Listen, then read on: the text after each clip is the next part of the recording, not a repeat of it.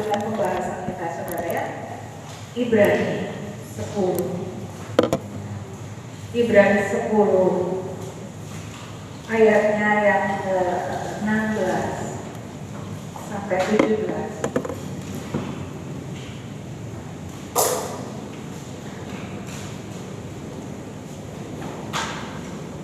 Ibrani 10 ayat 16 sampai 17. Demikian bunyi firman Tuhan. Sebab setelah ia berfirman, inilah perjanjian yang akan kuadakan dengan mereka sesudah waktu. Ia berfirman pula, aku akan menaruh hukumku dalam hati mereka dan menuliskannya dalam akal budi mereka, dan aku tidak lagi mengingat dosa-dosa dan kesalahan mereka. Di sini dikatakan inilah perjanjian yang kuadakan dengan mereka. Perjanjian yang dimaksud di sini adalah perjanjian baru. Sebuah perjanjian yang sangat berbeda dengan perjanjian yang lama. Saudara ya? Detik Tuhan Yesus disalib, hari itu Tuhan sedang mengatakan ini darah yang kutumpahkan, ini perjanjian baru. Hari itu mulai berlaku yang disebut perjanjian baru. Ya. Jadi kita hidup ini dengan perjanjian baru. Perjanjian baru itu berbeda sekali dengan perjanjian lama. Perjanjian lama itu hukum yang Tuhan perintahkan itu ditulis di atas batu. Ya, diberikan kepada Musa hukum itu. Nah, hukum yang ditulis di atas batu ini dengan perintah seluruh orang Israel harus melakukan itu.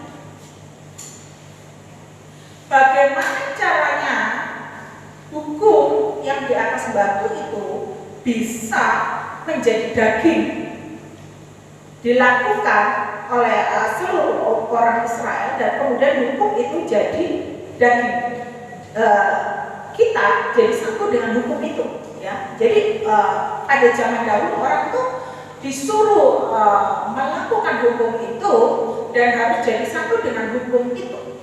Jadi hukum ini berada di luar. Hukum ini ditulis di atas batu. Batu itu lambang kekerasan. Hukum Taurat itu keras, dingin, dan tidak ada kasih di sana. Hukum Taurat itu tidak ada kasih di sana. Nah, kenapa kok hukum ini diganti? Ya, kenapa kok hukum ini mesti digenapi dengan hukum yang baru yang disebut perjanjian baru? Perjanjian baru itu adalah perjanjian yang didasarkan pada kasih dan belas kasihan. Kita hidup ini bukan dengan perjanjian lama, ya, itu sudah selesai. Detik Yesus disalib kita masuk kepada perjanjian baru. Perjanjian baru bukan ditulis di atas batu. Sulit melakukan perjanjian lama. Hukum-hukum itu yang ditulis di atas batu itu keras sekali, hukum ini dingin dan tanpa perasaan. Hukum ini berkata kalau ada orang nih merusakkan mata kananmu, itu harus ganti matanya dia loh. Kalau lembumu patah kakinya karena misalnya Samuel mematahkan kaki lembu gitu ya, maka lembunya Samuel harus dipatahkan kakinya juga. Gigi ganti gigi, mata ganti mata. Perjanjian lama. Di sana tidak ada pengampunan. Dosa berarti mati. Berapa orang yang lolos? Cuma 2. Jadi Tuhan mau mengubah hukum ini. Dia bilang ini hukum ini sudah menjadi tua dan rusak. Itu bahasa minggu yang lalu. Hukum di perjanjian lama, hukum Taurat itu jadi tua dan rusak. Seharusnya orang Kristen zaman ini seluruh memberitakan perjanjian baru, New Testament, bukan Old Testament, bukan hukum Taurat. Tapi banyak gereja hari-hari ini itu masih memajukan hukum Taurat dan kasih karunia. Sedangkan Rasul Paulus berkata, waktu orang Yahudi mulai percaya dan mengadopsi hukum yang baru, hukum perjanjian baru, hukum kasih. Waktu itu orang-orang Yahudi bilang, para murid bilang, lo itu harus melakukan hukum Taurat, gitu kan? Terus Rasul Paulus bilang, loh, kita sudah dibebaskan dari hukum Taurat. Kenapa mesti kamu suruh orang itu masuk lagi, kamu kasih beban dia lebih banyak?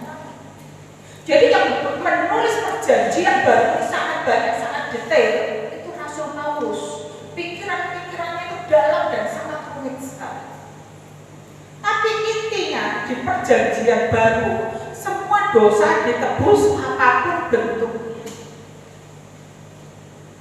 Apapun bentuknya ditebus. Kenapa begitu? Karena darah Tuhan itu luar biasa mahal, sehingga dia tidak mau darahnya ini sia-sia.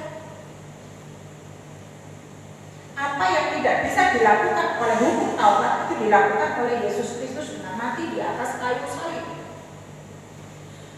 Hukum Taurat yang keras itu dipaksa untuk dilakukan. Akibatnya orang Yahudi itu dengan hukum ini jadi orang yang keras. Ketika Yesus datang dengan kasih, mereka tidak bisa. Mereka datang dengan penghakiman. Orang Yahudi berapa kali menghakimi Yesus? Oh, itu hari Sabat, kamu yang bukan orang Sabat, tidak bisa. Tuhan bilang, loh, menolong hukum Sabat itu bagi manusia. Kalau ada yang sakit harus ditolong. Yesus sedang bilang, aku ini membuat hukum Sabat. Mereka berpikir bahwa Sabat nggak boleh bekerja. Ada orang Sabat itu bekerja cari kayu, itu dilempari batu sampai mati cuma gara-gara cari kayu. Jadi kalau hari ini ke Israel pada hari Sabat, ada pencet lift saja, pencet aja itu nggak bisa, nggak boleh, itu dosa. Begitu kerasnya hukum Taurat. Dan Tuhan menebus kita dari hukum itu. Ada hukum yang baru yang aku taruh ini, itu sudah ada. Itu selesai dengan aku mati di kayu salib. Aku nyatakan hukum ini selesai. Aku genapi dengan kematianku di kayu salib. Gara-gara hukum Taurat ini kan semua orang jadi orang berdosa. Di perjanjian lama itu gara-gara hukum itu semua orang jadi orang berdosa. Nah, ini harus diselesaikan dulu, dituntaskan dulu. Kutuknya hukum Taurat itu kan harus dibayar dulu. Tidak bisa beralih kepada hukum yang kedua tanpa menyelesaikan hukum yang pertama. Nah, apa tuntutannya?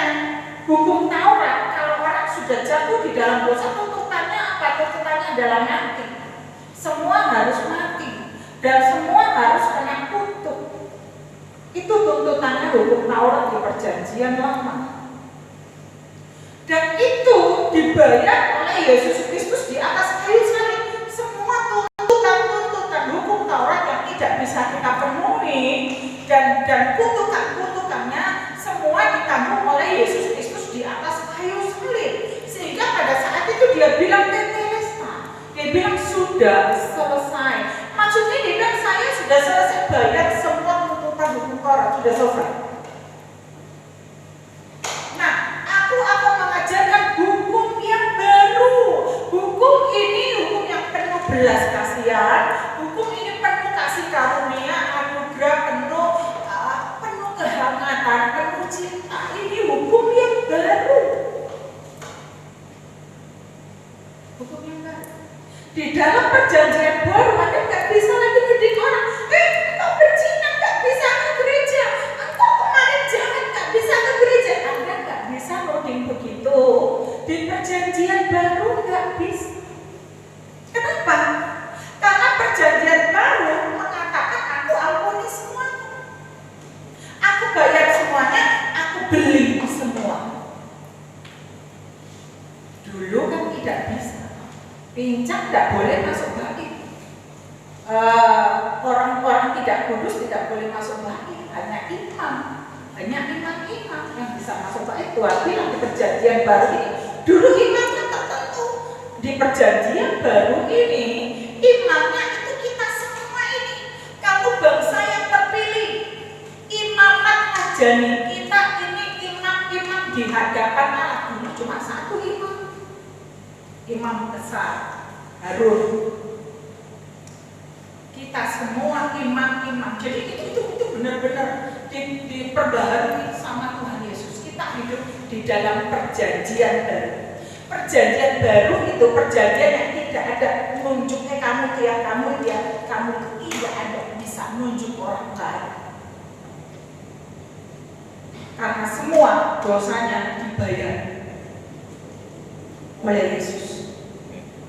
Nah, karena gagal melakukan hukum Taurat yang seperti itu, manusia jadi keras. Itu orang Yahudi sangat keras sekali, sangat keras. Anda tahu begitu Yesus turun dengan kasih, mereka marah, mereka nggak mau. Dia berpegang pada hukum Musa yang keras, hukum Taurat itu keras. Jadi ketika Yesus turun dengan hukum belas kasihan itu buat mereka asing, mereka nggak mau. Dia masih tetap pegang hukum Musa, hukum Taurat sampai pada zaman ini, dan dia tidak mengakui perjanjian baru. Yahudi hari ini tidak mengakui perjanjian baru ini, ya. Dan dia masih menunggu Mesias menurut versinya dia.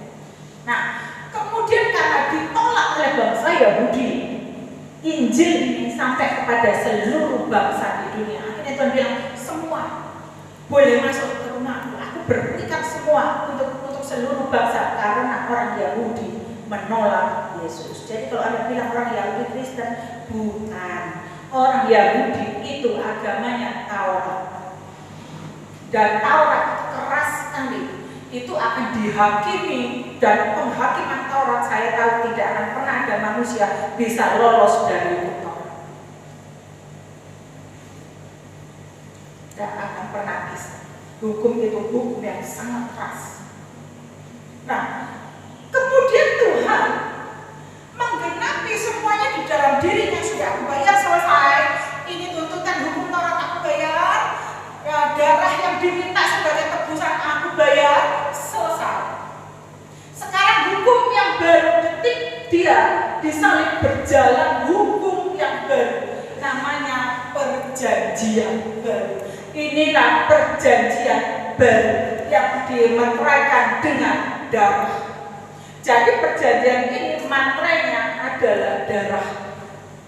Nah, ya, perjanjian yang dimateraikan dengan darah itu perjanjian yang paling kuat, lebih dari apapun, karena darah berbicara lebih kuat dari apapun.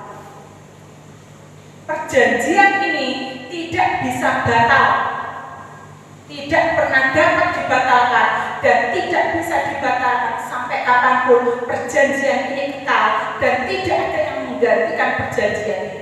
Ini adalah perjanjian yang terakhir yang Allah turunkan untuk seluruh dunia, supaya seluruh dunia tidak binasa, sehingga bisa kembali ke rumah Bapa semua.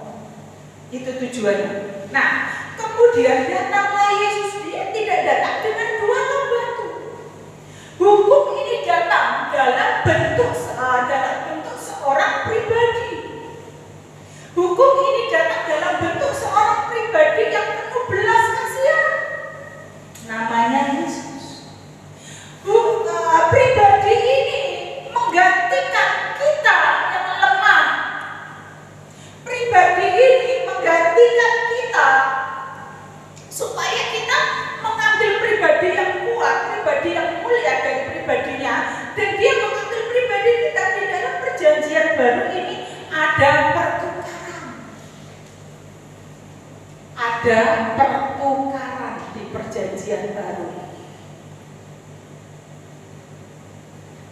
Yesus disalib mengambil seluruh kelemahan, sakit, penyakit kita, dan dia bawa itu di atas kayu salib.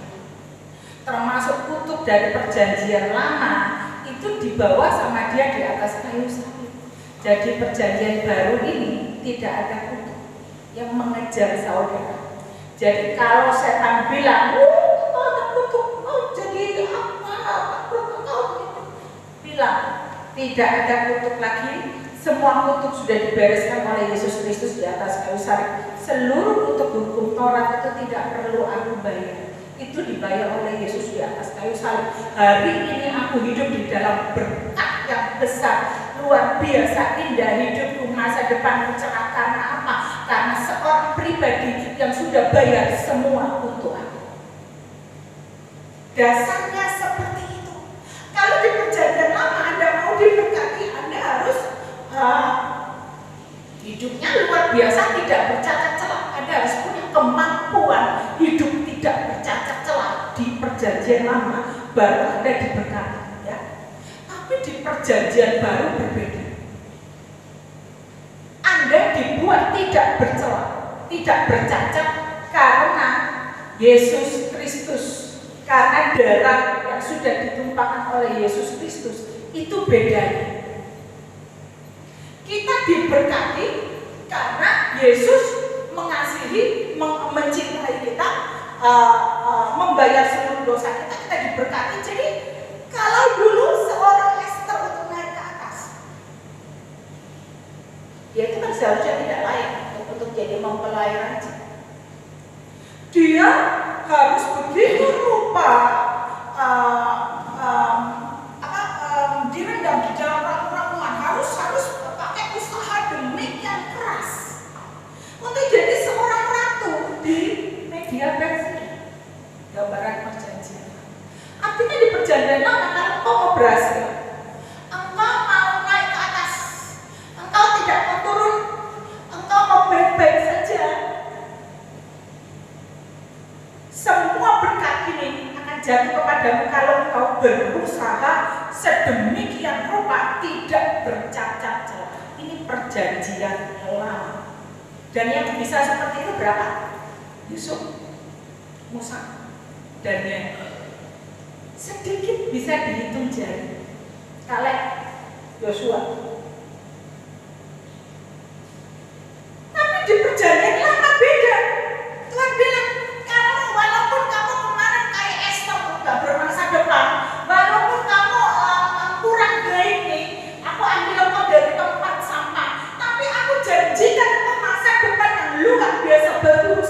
Aku akan ubahkan hidupmu, aku akan perbaiki hidupmu, aku akan pulihkan engkau, aku akan bawa engkau ke atas, aku berikan kehidupan kekal, aku mengasihimu, aku mencintaimu tanpa syarat.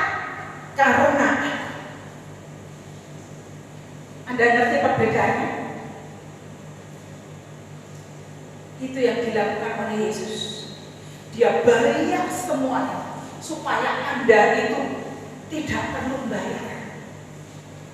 Lah kalau harganya berkat itu kita mesti seperti Daniel, kita mesti seperti Yusuf, kita mesti, saya pikir itu hanya bisa dihitung dengan jari. Tapi hari ini coba Anda lihat, banyak orang yang dipulihkan, mungkin yang tadinya hidupnya nggak benar, ya misalnya preman gitu. Anda tahu begitu mengikuti Yesus dipulihkan, dapat pekerjaan bagus, kemudian jadi orang yang dipandang, kemudian dia hidup begitu rupa mencintai Tuhan, berkarakter baik. Itu siapa yang ubah? Itu Yesus. Di perjanjian lama tidak ada begitu. Di perjanjian lama yang ada, kalau engkau preman ya harus dilempari batu.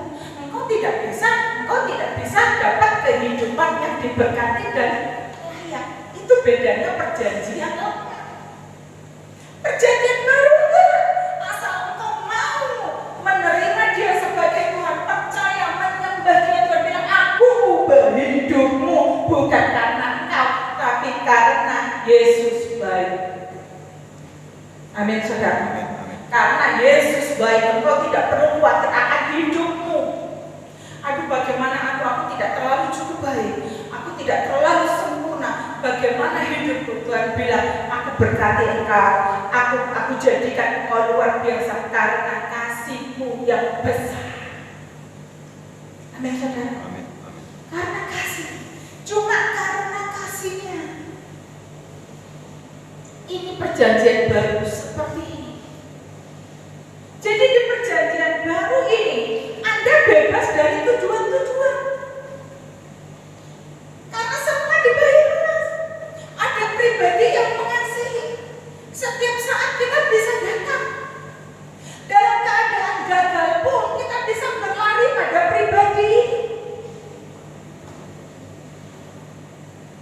Perjanjian lama tidak bisa begitu. Kalau Anda gagal, ya Anda harus mati. Itu tidak bisa ditawar.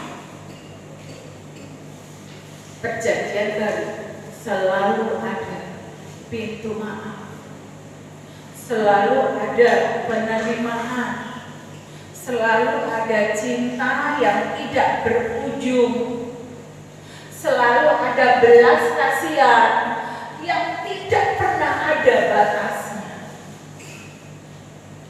di perjanjian baru.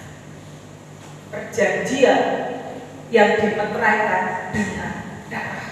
Nah, di perjanjian baru ini, kalau tadi perjanjian lama diturunkan dalam bentuk batu, perjanjian baru beda. Tuhan bilang, aku tulis hukum ini di dalam pikiranmu, di dalam hatimu, aku tulis. Kalau tadi batu itu ditulisi hukum, maka Tuhan yang nulis roh batu. Orang-orang nggak mau melakukan. Nah, karena kau tidak mau lakukan ini, sekarang aku nulis, tak tulis sendiri di pikiranmu, hukumku, aku tulis di hatimu, hukumku aku tulis, sehingga engkau tidak terlalu susah-susah, engkau bisa lakukan hukum ini karena pikiranmu dan hatimu aku tulis. Aku tulis itu. Orang itu hanya bisa berbicara, bisa berpikir, berkata-kata, bertindak hanya berdasarkan apa yang ada di hatinya. Jadi kalau orang itu misalnya penuh kebencian, maka kata-kata yang keluar dari mulutnya adalah kata-kata yang penuh kebencian dan teror. Tapi kalau hukum ini ditulis di sini, hukum yang penuh cinta kasih, hukum yang penuh kebaikan, hukum yang begitu hangat, hukum yang penuh belas kasihan itu ditulis di sini, maka yang keluar dari hidup kita adalah belas kasihan, kasih,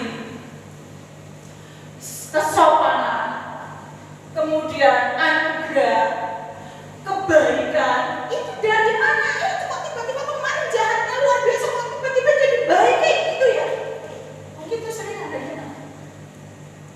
Pemakai narkoba, kok tiba-tiba itu dia bisa buang narkobanya, dia nangis di hadapan Tuhan, bisa begitu mencari Tuhan luar biasa. Dari mana itu datangnya?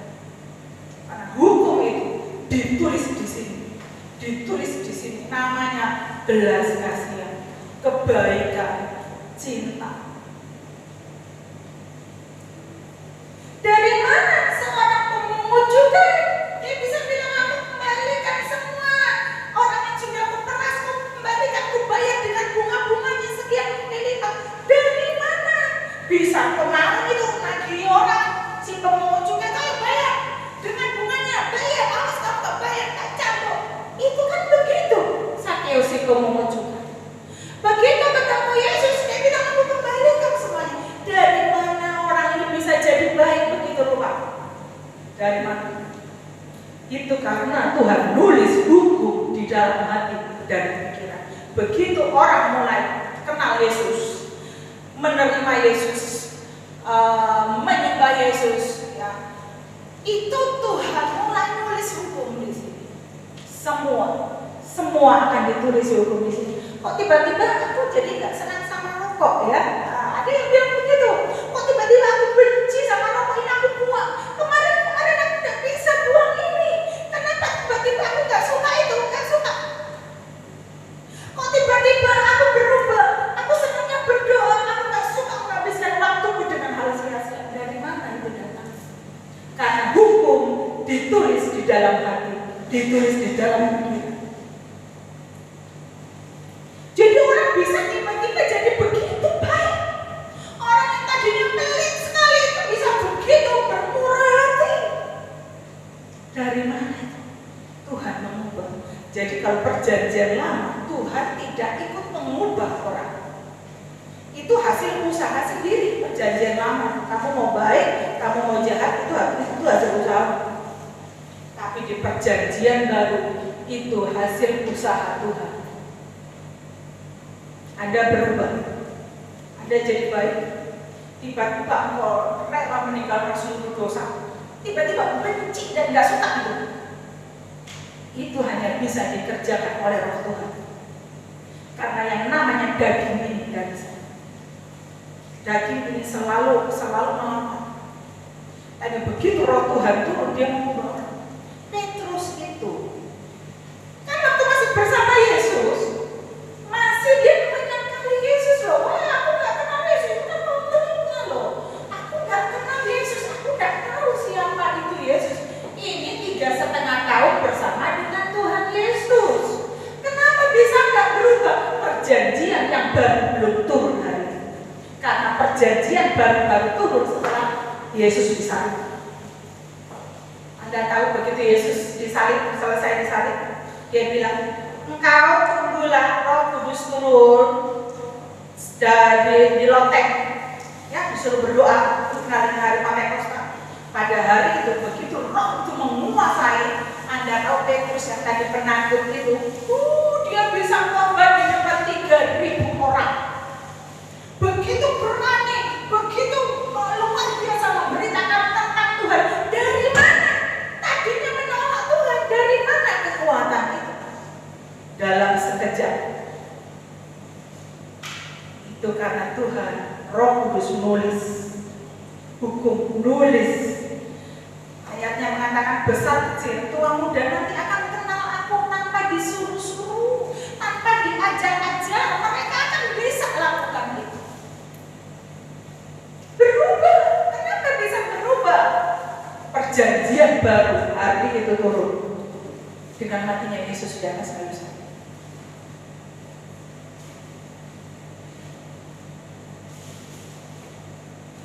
Seluruh dunia cuma bisa berharap ada perjanjian baru. Untuk kita ke surga, kita cuma bisa bergantung pada perjanjian yang baru. Anda nggak bisa campur perjanjian ini dengan Taurat. Ada ayatnya, barang siapa dengan sengaja berbuat dosa, ia menyalibkan Yesus untuk yang kedua kali, dan itu tidak ada korban untuk yang kedua kali. Ayat ini kan keras, tapi saya kasih tahu ayat ini bukan untuk perjanjian baru, bukan untuk orang perjanjian baru. Ayat ini ditulis pada tahun 70 Masehi, Ibrani ditulis tahun 70 Masehi. Itu untuk orang Yahudi yang sudah terima perjanjian baru dan hidup di dalam perjanjian baru kasih karunia, kemudian murtad kembali kepada perjanjian lama, ngikuti Taurat dengan kembali menyembelih domba. Dia tidak mau lagi, dia tidak percaya Yesus lagi dengan korbannya. Dia kembali ke korban menyembelih domba, kembali ke bait suci, ke tembok ratapan, seperti itu. Dan itu di Ibrani dihitung murtad. Yang model begitu kata Ibrani, tidak ada korban dua kali. Saya baca ayat ini sepintas, saya bilang ini Tuhan kayak bertentangan dengan perjanjian baru, sedangkan engkau katakan bahwa engkau menebus semua dosa dan engkau melupakan semua pelanggaran. Tapi ayat ini keras sekali. Saya berhari-hari baca ayat Ibrani. Sampai kemudian Tuhan berikan saya sebuah literatur penjelasan tentang tulisan Ibrani. Itu ditulis untuk orang Yahudi yang sudah terima kasih karunia kemudian murtad kembali ke Taurat. Penulis Ibrani bilang yang seperti itu tidak ada korban dua kali. Karena bagaimana Taurat bisa menyelamatkan manusia? Kan begitu. Selama dia tidak berpegang pada kasih karunia, dia berpegang pada Taurat, dia akan ke neraka. Yang ada adalah api yang menghanguskan. Ibrani tulis kayak gitu. Dan ada nggak ada api yang menghanguskan. Kenapa? Karena kita ada di perjanjian baru dengan darah Yesus sebagai materainya.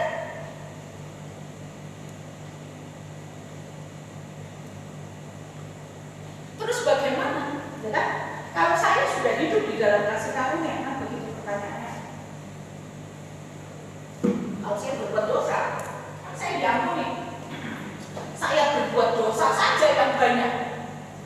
pertanyaan seperti itu? Nanti saya berdosa aja, sengaja aja saya tidak melakukan firman. Toh saya diampuni, toh saya disucikan, toh saya bersih, gitu kan? Ada pasti pertanyaan seperti itu. Nah, hari ini kita akan masuk jawab pertanyaan yang seperti ini. Bisakah Anda tetap berbuat dosa di dalam kasih karunia? Kembali ke sini. Roma 6 ayat 1. Jika demikian, apakah yang hendak kita katakan? Bolehkah kita bertekun dalam dosa supaya semakin bertambah kasih karunia itu? Jadi orang-orang pada zaman itu berpikir, waduh, kalau dosaku dibayar semuanya, aku dikuduskan, disucikan bukan karena perbuatanku, karena itu hadiah. Mereka berpikir enaknya kemerdekaan ini. Benar-benar aku merdeka, kan begitu? Orang kan berpikir aku merdeka, aku bisa berbuat dosa. Tapi ayat ini bilang yang kedua, bisakah kita berbuat dosa? Kan begitu. Bisakah kita bertekun dalam dosa? Nah, ayat ini bilang begini, sekali-kali tidak. Nah, sekali-kali tidak. Bukankah kita telah mati bagi dosa? Bagaimana kita masih dapat hidup di dalamnya? Atau tidak tahukah kamu bahwa kita semua yang telah dibaptis dalam Kristus telah dibaptis dalam kematian? Jadi begini, semua orang yang terima Yesus sebagai Tuhan, memang dia tidak ikut disalib orang-orang ini, tapi secara simbolik, ya, secara simbolik, Anda itu ikut menyalibkan tubuh lama kita, manusia lama kita. Sebetulnya Yesus manusia lama itu disebut, ya, manusia lama kita yang penuh dosa tadi itu kita harus menganggap bahwa saya sudah mati, manusia lama saya sudah mati yang penuh dosa tadi itu, manusia lama yang seperti itu sudah mati, sudah turut disalib. Jadi demikianlah kita harus memandang bahwa manusia lama saya yang kecenderungannya kepada dosa itu sudah mati pada saat Yesus dipaku di kayu salib. Hari itu manusia lama saya juga dipaku di atas kayu salib. Demikianlah kita harus memandangnya, bahwa engkau telah mati bagi dosa. Semua harus berkata, aku sudah mati bagi dosa. Yang ada hidupku ini adalah orang benar, aku orang kudus, aku suci, tak bercacat celah, aku sempurna, dan aku sudah mati bagi dosa. Manusia lamaku sudah turut disalibkan bersama Yesus Kristus. Manusia lamaku sudah disalibkan. Aku ini, aku yang baru loh, aku yang bersih, aku yang sempurna, yang tidak cacat. Manusiaku yang dulu yang penuh dosa itu sudah disalibkan. Anda mengerti? Amin, saudara. Kita harus berpikir manusia lamaku, Ani yang dulu yang suka berbuat dosa itu sudah mati, sudah disalib. Ini yang baru nih, yang baru, yang kudus, tidak bercacat, sempurna. Nah, karena kita sudah kudus, tidak bercacat, sempurna, Rasul Paulus bilang jangan lagi engkau lakukan dosa-dosa itu, jangan lagi, karena engkau sudah sempurna loh, engkau kudus loh. Jangan-jangan yang najis, jangan lakukan dosa lagi. Karena kalau kita tetap bertekun di dalam dosa, berarti kita sedang mempermainkan Tuhan. Kita mempermainkan Tuhan. Seorang anak, misalnya anak saya itu sudah saya mandikan, saya pakaikan baju putih, ya, nah, sudah saya dadanya begitu cantik, ya. Kemudian ada lumpur depan rumah, dia main di lumpur, dia kotori baju yang saya pakaikan, misalnya baju putih, ya. Kira-kira bagaimana reaksi saya sebagai orang tua?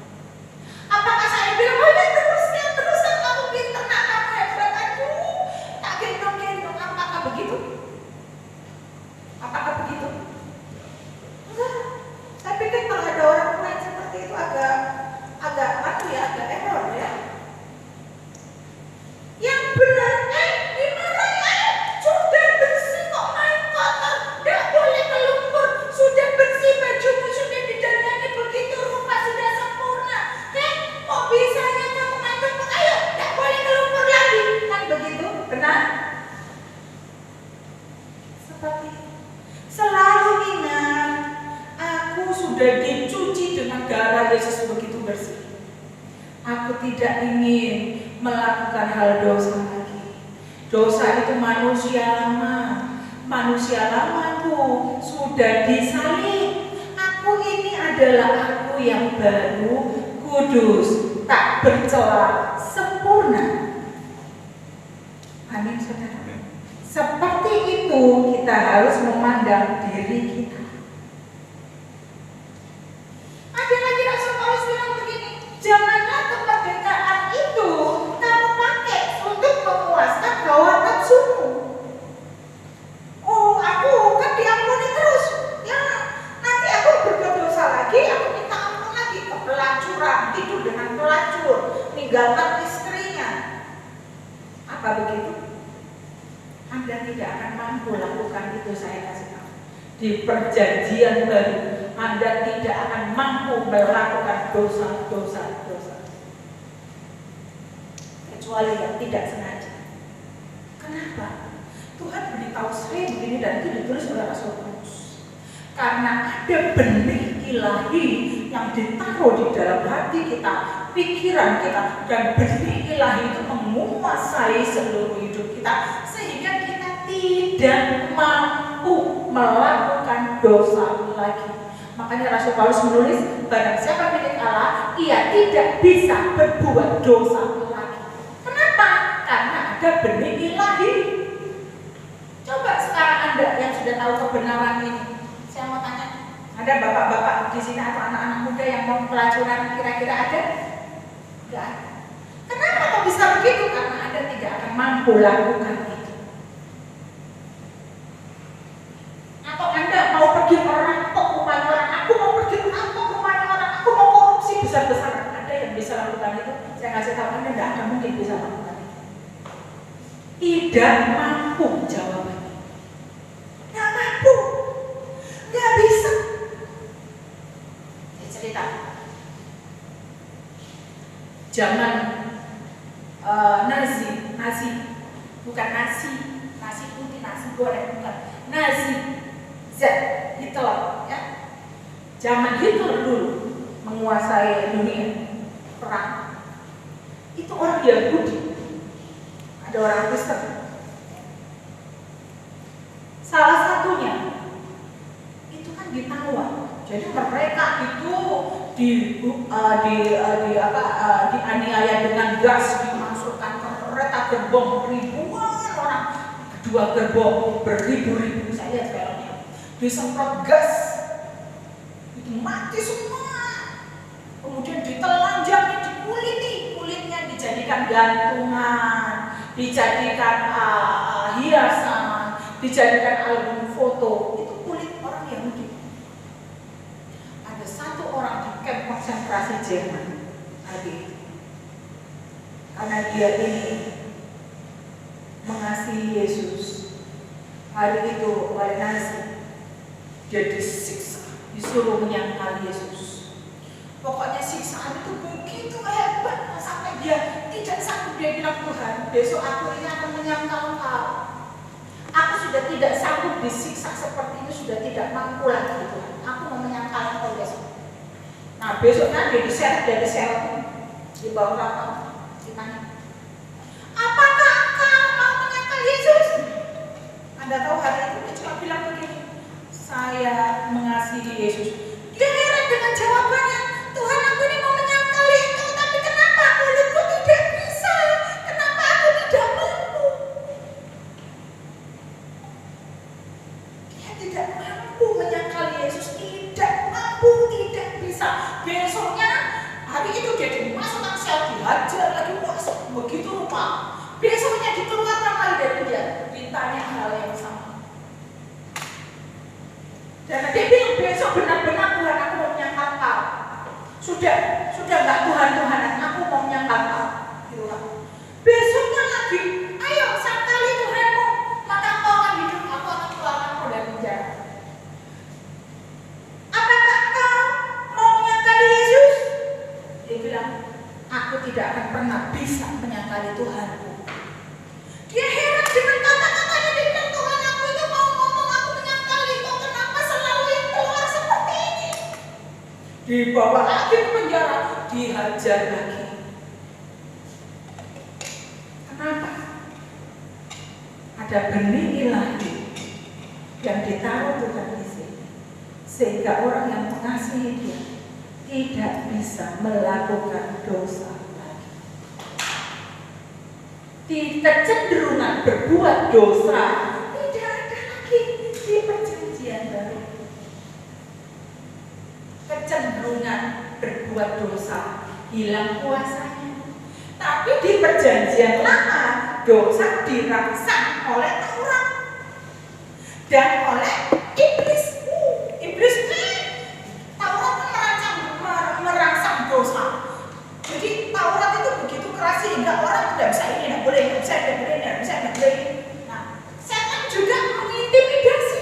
Dia dapat senjata yang disebut hukum Taurat. Senjatanya setan itu hukum Taurat.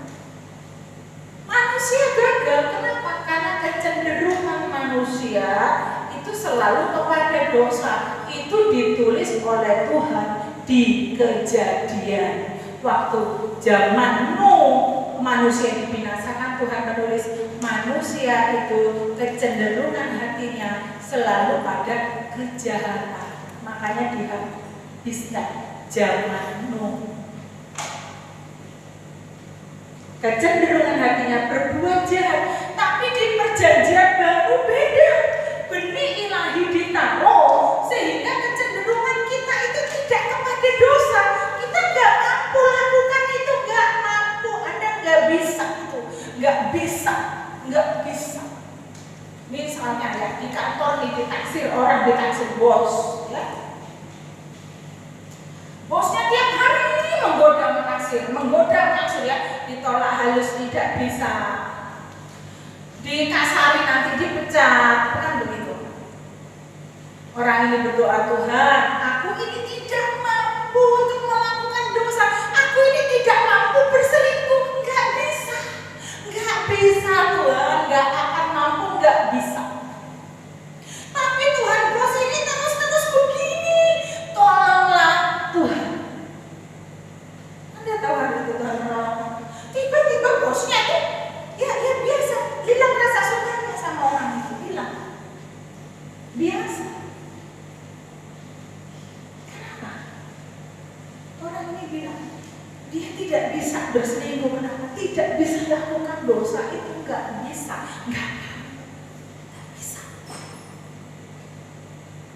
Karena itu seperti melawan sebuah kekuatan di dalam yang besar. Nggak bisa. Atau Anda diperintahkan apa oleh Tuhan? Karena lakukan ini, kemudian Anda bilang aku nggak mau, Anda nggak akan bisa untuk tidak lakukan itu. Di dalam hatimu selalu akan berkata lakukan. Ada kekuatan memaksa, ada kekuatan besar yang di sini yang memaksa kita melakukan itu. Contoh, misalnya mungkin Anda seorang yang tidak punya belas kasihan, yang sulit menjadi belas kasihan. Tapi caranya Tuhan mengubah. Tiba-tiba ada kekuatan besar di sini yang memaksa kita itu tiba-tiba jadi punya belas kasihan, tidak bisa berpikir tentang sesuatu yang tidak belas kasihan, sesuatu yang jahat, sesuatu yang mentolong, sesuatu yang cuek, sesuatu yang egois, tidak bisa. Nggak bisa. Kenapa? Ada sebuah kekuatan di sini yang memaksa kita untuk memiliki belas kasihan. Itu seperti ditenggelamkan di situ, seperti dipaksa sehingga yang keluar itu cuma belas kasihan. Itu yang saya bicarakan, hukum yang ditaruh di dalam sini. Ini perjanjian baru.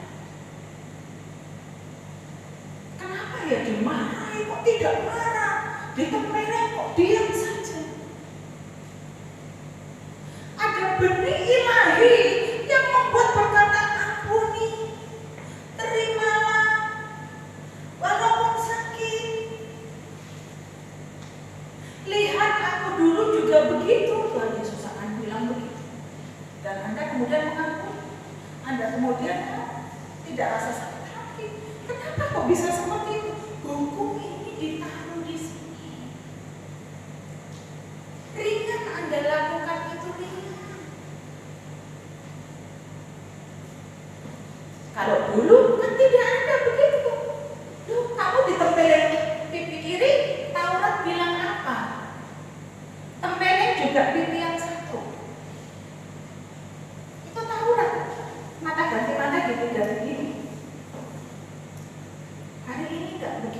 Hukum ini hukum penuh belas kasihan.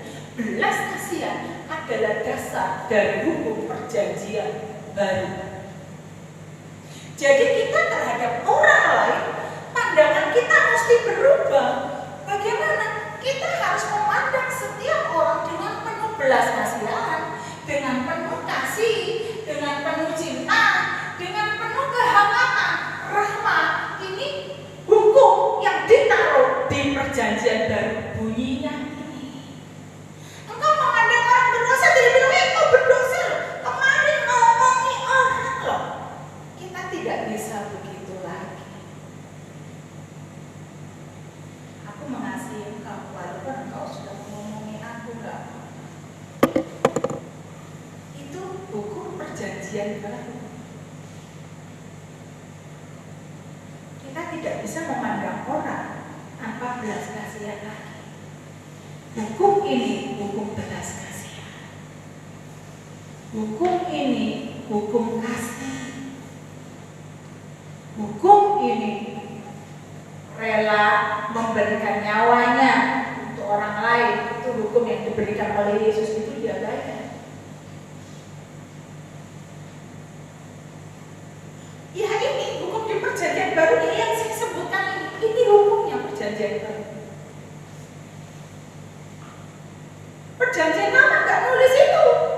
Datang kau mengasihi sesamamu, itu tidak ada di perjanjian lama.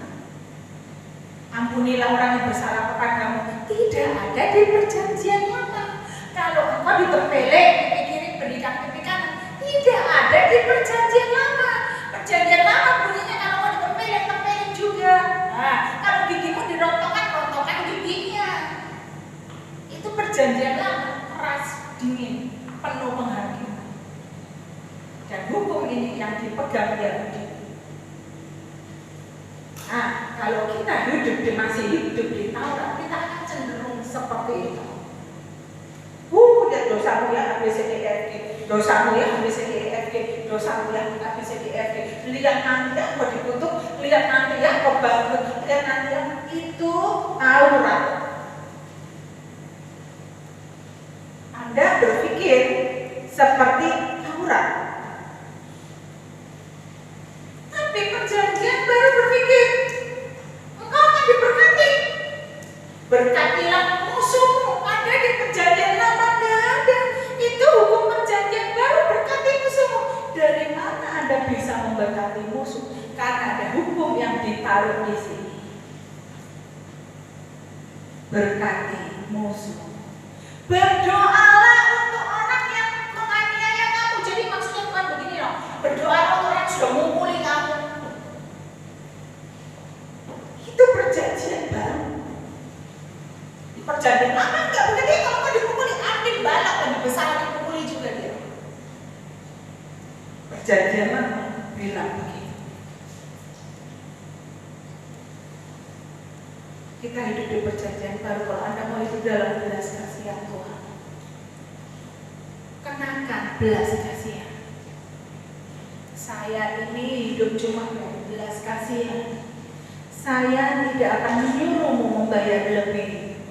Saya tidak menyuruhmu membayar dosa-dosamu dan apa yang telah kau lakukan kepadamu. Tidak aku suruh membayar. Aku ampuni semua. Aku lupakan kesalahan. Karena hukum perjanjian ini hukum belas kasihan. Ini yang harus dikenakan di perjanjian. Bukan penghakiman lagi. Jadi mungkin Anda tidak bisa menghakimi lagi kalau misalnya suatu saat ketemu seorang Kristen yang hidupnya mungkin masih begitu jahat, engkau akan melihat dia dengan belas kasihan. Engkau akan mendoakan dia. Inilah kasih. Pada kasih tergantung seluruh hukum Taurat. Dan ini diajarkan oleh Yesus. Nah, hukum ini yang dinamakan kasih, aku taruh di dalam hatimu, aku taruh di dalam pikiranmu. Engkau akan bisa melakukan ini karena aku sudah tulisi pikiranmu, aku tulisi hatimu, aku tulisi. Bayangkan ya, ada orang yang kena narkoba, mau dipukulilah sama orang tuanya, mau diusirlah, mau dipenjaralah, tidak cerah pakai narkoba.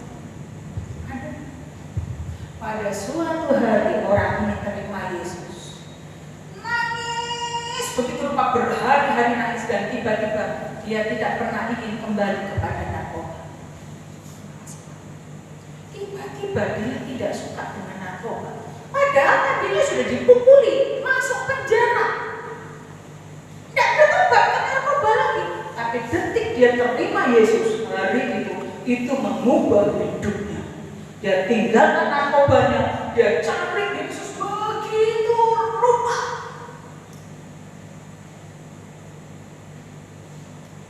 Siapa yang terhukum itu di dalam hati sehingga orang itu bisa nangis, bisa tinggalkan semua dosa?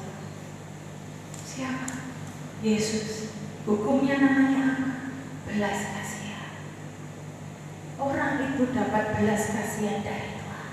Itulah yang membuat dia berubah, yang membuat kita berubah apa? Belas kasihan dari Tuhan.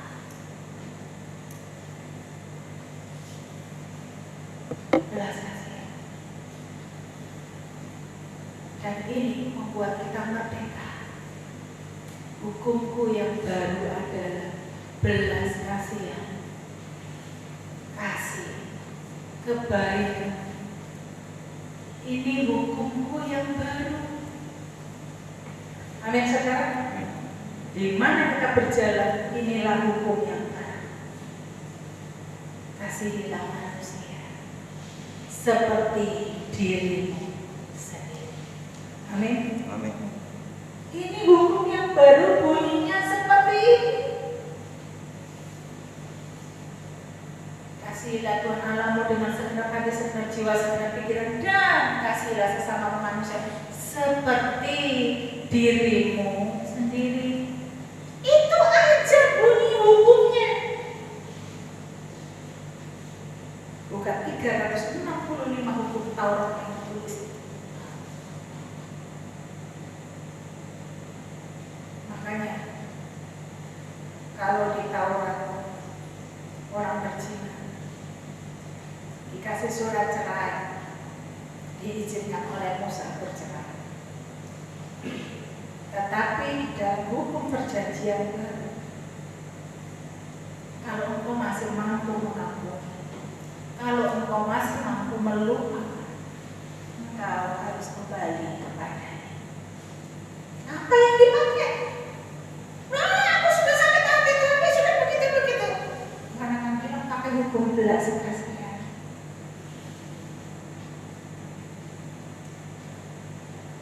Perjanjian baru ini tidak mengizinkan orang bercerai dengan cara apapun. Misalnya ekonomi Anda bercerai, nggak bisa. Anda bosan, cintanya habis, Anda bercerai, nggak bisa. Anda harus kawin. Kemudian karena sakit penyakit, wah, ceraikan istriku karena sakit dia, karena penyakitnya banyak, aku ceraikan. Tidak bisa di perjanjian baru Anda ceraikan istri atau ceraikan suami dengan alasan apapun, tidak bisa, kecuali karena perzinahan. Itu pun Tuhan masih bilang kalau bisa ampuni dan terima. Hanya perzinahan yang bisa. Makanya kemudian ada banyak orang karena rumah tangga gagal, rumah tangga pecah, itu kan mau kemana-mana dia berpasangan dengan yang baru ya. Yang satu berpasangan dengan yang baru kan begitu. Gereja hukum Taurat akan bilang tidak bisa, itu berbuat dosa. Orang ini kemana-mana nggak bisa kawin, dan karena nggak bisa kawin hidup dalam perzinahan. Benar? Tapi hukum kasih karunia selama masih ada nafas, selama engkau mau bertobat dari dosa, Tuhan akan. Jadi makanya orang-orang begitu kadang dari Singapura itu dikawinkan di sini. Mereka tidak bisa masuk di gereja. jauh Taurat. Lebih baik orang ini diselamatkan, terima Yesus dan hidupnya dipulihkan daripada seumur hidupnya di dalam perzinahan. Selamatkan satu orang berapapun harganya. Amin saudara. Amin. Selamatkan orang itu berapapun harganya. Hari-hari ini tujuan kita hanya membawa orang masuk sebanyak-banyaknya masuk dalam kerajaan surga. Cuma itu. Kemarin saya dikirim video seorang preman bertobat, ya, sekolah kitab saja sekolah kitab, dia kemudian khotbah di pasar-pasar, di pasar-pasar. Dia bilang begini, saya ini preman, kan kasih Kristus saya berubah, saya dapat hidup yang baru, saya diberkati. Dia cerita bagaimana Tuhan mengubah hidupnya dari preman, dan kemudian saya jadi pendeta, masih baik. Dia bilang begitu, daripada pendeta jadi preman. Dia bilang, benar ya saudara ya, daripada preman jadi pendeta lebih bagus daripada pendeta jadi preman. Itu dia khotbah di pasar-pasar. Ya, kalau di sini kan belum bisa. Kalau Anda khotbah di pasar, mungkin Anda lebih cepat pulang ke kerajaan Allah kalau di sini. Ya, itu mungkin khotbahnya di Manado atau di Papua gitu ya. Kalau di sini ada khotbah begitu di pasar Banjarbaru, di Martapura, Anda akan cepat pulang ke rumah Bapak maksudnya.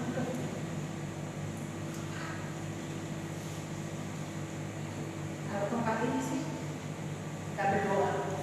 Saya percaya Banjarbaru pasti penuh kemuliaan. Banjarbaru pasti diselamatkan. Saya percaya itu karena Tuhan tidak menghendaki.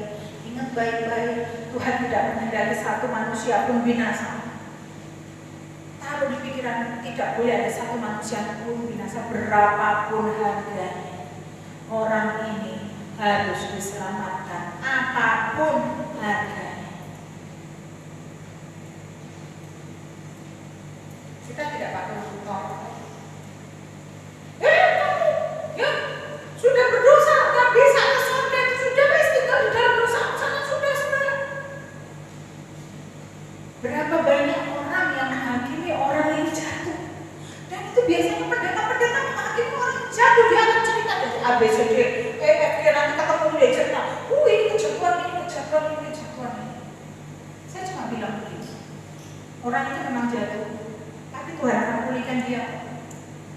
Ada sebuah gereja terbesar di Indonesia yang pendetanya jatuh, dan semua jemaatnya menghakimi. Saya tidak ikut-ikut menghakimi karena saya tahu perjanjian baru itu perlu kasih tahu pendeta itu pun akan dipulihkan. Yang memang dia jatuh, dia gagal, tapi dia tetap anak Tuhan dan tetap akan dipulihkan. Dia tetap menjadi anak bungsu yang kembali kepada bapaknya. Memang kemuliaannya tidak akan bisa seperti dulu lagi sebelum dia jatuh. Memang tidak bisa seperti itu kemuliaannya.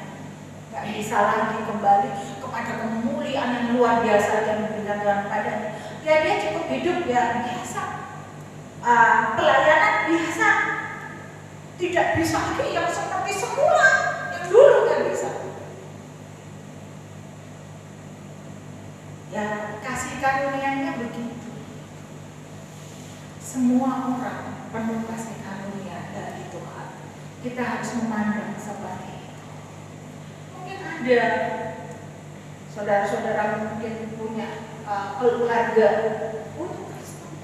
Tadinya terus sekarang itu kembali pergi kepada agama yang lain. Saya mau bilang berdoa, kasih karunia Tuhan tetap ada untuk orang itu selama orang itu belum mati. Begitu orang itu mati, kasih karunia selesai. Detik nafas kita ini gak ada, kasih karunia berhenti. Gak bisa ada doakan orang mati.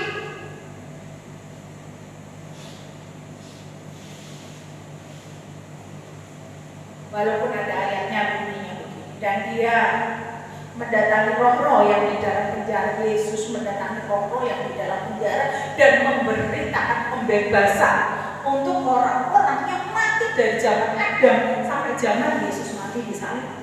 Tuhan pada saat mati kan turun ke penjara, ke neraka. Hades. Alkitab mengatakan dia menginjili semua. Dia memberitakan pembebasan kepada roh-roh orang mati yang ditawan. Jadi hari ini kan mereka tidak bisa dibebaskan dari Hades karena darah Yesus belum tercurah.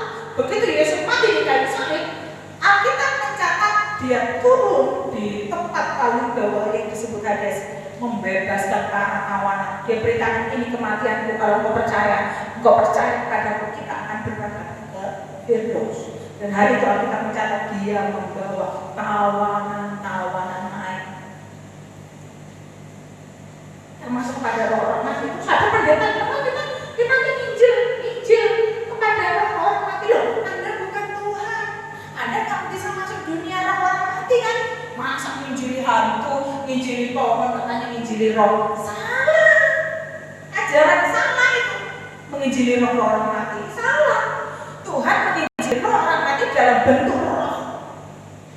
Dia masuk ke tempat roh-roh orang mati, Hades.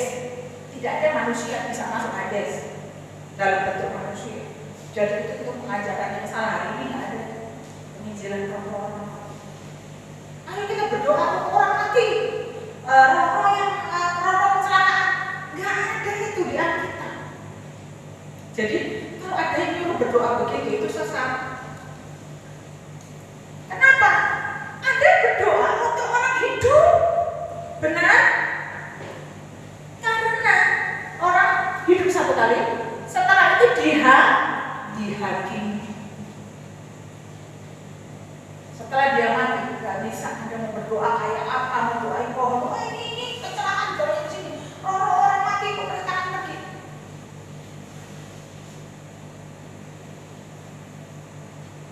Ngapain menginjili orang mati? Yang hidup itu banyak.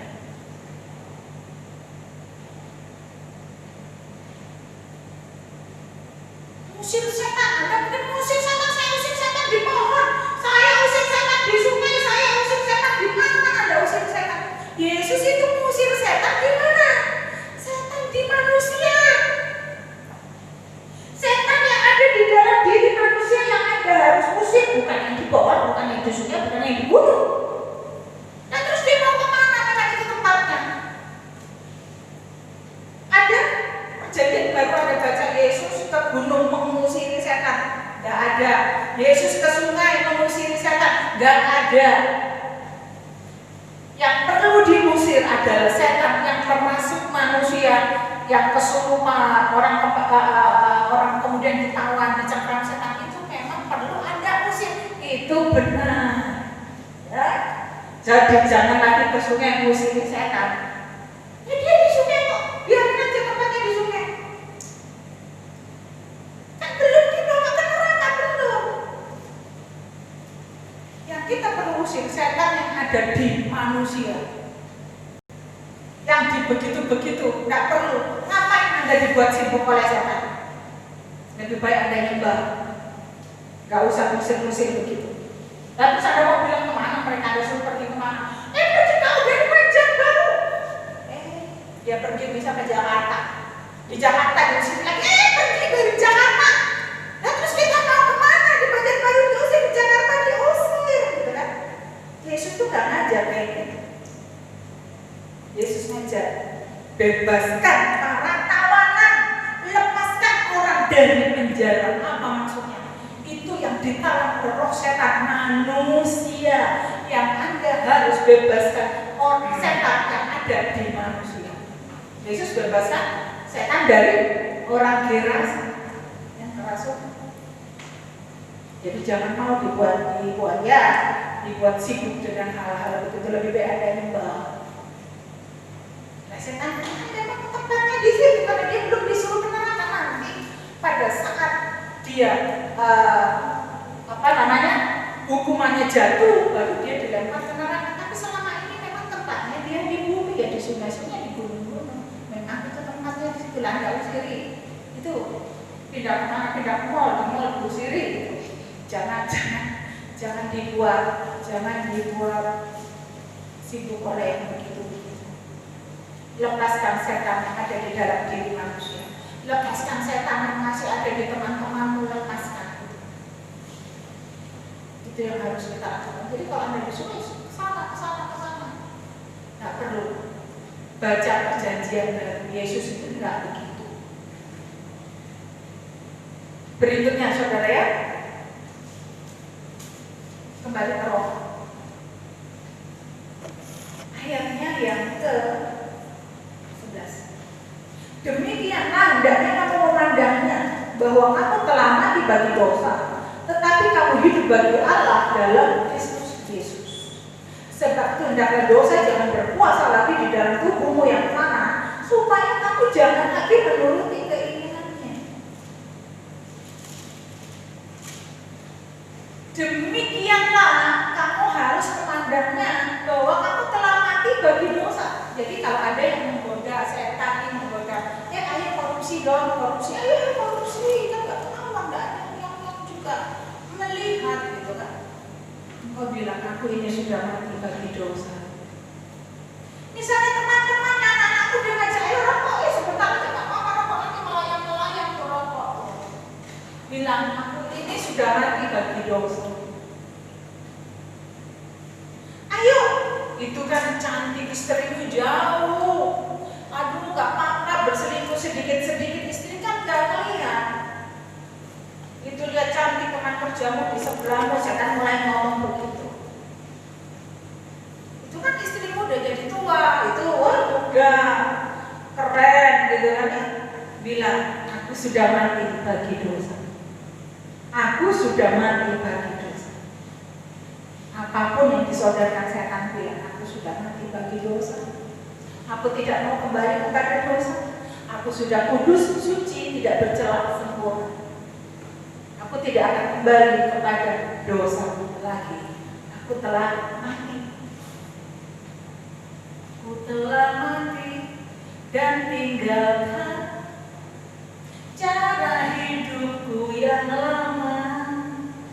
Semuanya sia-sia dan tak berarti lagi. Lagu ini diambil dari ayat ini. Aku sudah mati, cara hidupku yang lama itu udah mati, aku bukan itu lagi. Aku sekarang ini hidup Kristus dalam. Amin saudara. Seperti itu kita harus memahami. Dan janganlah ayat yang ke-13, dan janganlah kamu menyerahkan anggota-anggota tubuhmu kepada dosa untuk dipakai sebagai senjata kezaliman, tapi serahkanlah dirimu kepada Allah sebagai orang-orang yang dahulu mati, tetapi yang sekarang hidup, dan serahkanlah anggota-anggota tubuhmu kepada Allah untuk menjadi senjata kebenaran. Kalau dulu matanya mungkin melihat sesuatu yang salah, pikirannya mengerjakan perkara yang sia-sia. Hari ini Tuhan bilang seluruh anggota tubuhmu dipakai untuk senjata kebenaran. Mulut untuk menyembah, pikiran untuk memikirkan hal-hal yang baik.